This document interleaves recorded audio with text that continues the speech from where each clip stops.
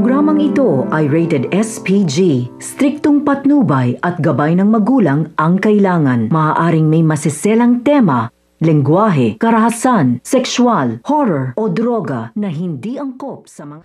Mukhang tadhana na nga ang siyang naglalapit dito nga kay Princess at Xavier. Kaya naman nga selos na selos nga itong si Liberty kay Princess. At kahit na nga pinili nga siya nito ni Liberty, ay mukhang hindi nga pinapakita ni Xavier ang kanyang pagmamahal dito nga kay Liberty.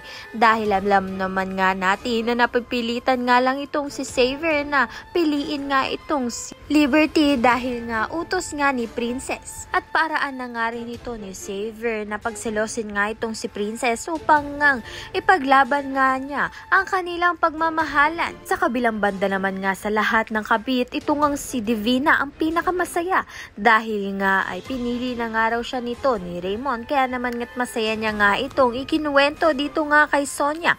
Kaya naman nga't mas tumapang na nga itong si Divina at malakas niyang loob na tumira na nga sa mansyon nila Sonia. Ngunit sa mata nga ng batas ay kasal pa rin nga itong si Raymond at si Charlene at mag-asawa pa nga sila. Kaya naman nga't ang ibig sabihin nito ay nagloloko nga itong si Raymond kay Charlene. Kaya naman nga't ito ngang si Charlene ay magsasampa na nga ng kaso laban nga dito kay Raymond. Dito ngang si Adrian ang magiging abogado nga nito ni Charlene at tutulong nga sa kanya upang ipanalo nga ang pinaglalaban nga nito ni Charlene laban kay Raymond. Matagumpayan kaya ni Charlene ang kasong isinampa niya nga dito kay Raymond. Kaya naman nga tayan at iba pa ang dapat nating pakaabangan.